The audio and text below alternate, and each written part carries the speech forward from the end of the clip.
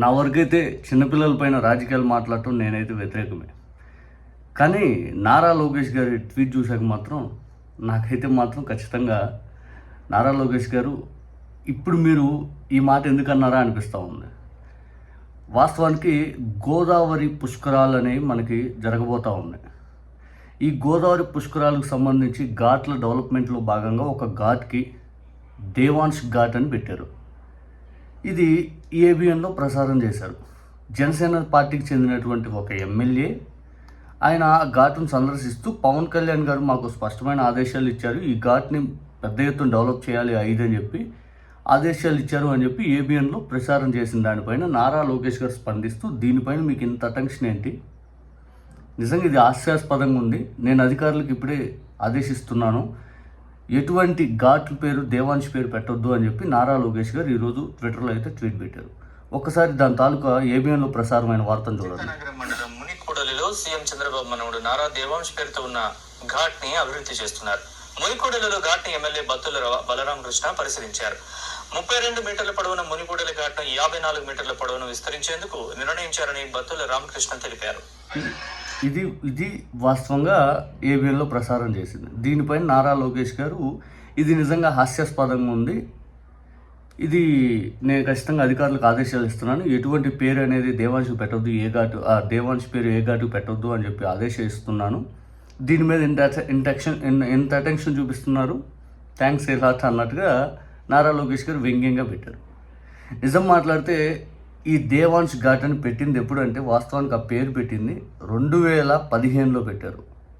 దేవాంశ్ పుట్టి గేటుగా నెలల బాలుడప్పుడే పెట్టారు ఆ పేరు. ఇదిగోండి ఆ ఘాటు పైన ఉన్నటువంటి డేట్ కూడా 2015 ఏ ప్రభుత్వం ఉంది, వీళ్ళ ప్రభుత్వమే, వీళ్ళే అధికారంలో ఉన్నారు, వీళ్ళే అక్కడ గోదావరి పుష్కరాలన్నీ నడిపారు. చంద్రబాబు నాయుడు గారి హయాంలో 29 మంది కూడా చనిపోయారు.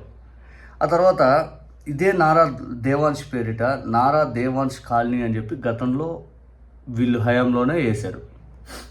ఇక తర్వాత చంద్రబాబు నాయుడు గారి పేరిట పెద్ద ఎత్తున సంక్షేమ పథకాల అమలు, చంద్రన్న కానుకలు, చంద్రన్న విదేశీ విద్యా దీవెన, చంద్రన్న పదోన్నతి, చంద్రన్న స్వయం ఉపాధి, చంద్రన్న సంచార చికిత్స, చంద్రన్న ఉన్నత విద్య, చంద్రన్న కానుకలు, చంద్రన్న క్రిస్మస్ త్రోఫా, చంద్రన్న క్రిస్మస్ కానుక, చంద్రన్న త్రోఫా, చంద్రన్న సంక్రాంతి కానుక, చంద్రన్న రైతు క్లినిక్, చంద్రన్న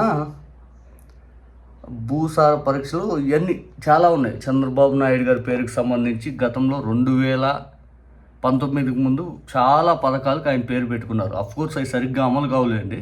కాకపోతే ఇప్పుడు వచ్చే సమస్య ఏంటంటే ఈరోజు కొత్తగా వీళ్ళు వచ్చేసరికి మా పేర్ల మీద ఏం పథకాలు లేవు, మేము స్వచ్ఛమైన మనుషులు 5 అని చెప్పేవాళ్ళు, మరి ఆ రోజు ఎందుకు మీరు చేయలేకపోయారు?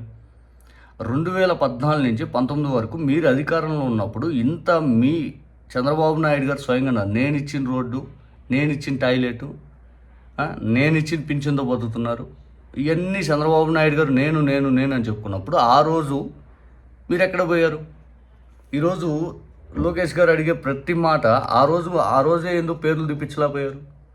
తర్వాత జగన్ గారు మిమ్మల్ని చూసి జగన్ గారు ఏమన్నా పథకాలకు పేర్లు పెట్టుకుంటే అది జగన్ గారు చేసిన తప్పు. మీరు జగన్ గారి పైన ఇష్టానుసార రీతిలో మాట్లాడతారు. గతంలో మీరు చేసిందేమో రైట్, ఇప్పుడు మేము చేయట్లేదు అంటూ ఇటువంటి చేపిస్తూ ముందుకెళ్తే విమర్శిస్తే వెంటనే అయ్యయ్యో ఏదో అయిపోయిందని వెంటనే నారా లోకేష్ గారు ఇటువంటి ట్వీట్లు. నిజానికి లోకేష్ గారు పిల్లల మీద రాజకీయాలు మాట్లాడాలని కాదు, కానీ 2019కి ముందే ఇటువంటి ఏమైనా ఘటనలు జరిగినప్పుడు మీరు అప్పుడే స్పందించుంటే చాలా హుందాగా ఉంటుంది. ఈరోజు మీరు స్పందించినా చేయి దాటిపోయింది ఏదైనా కానీ.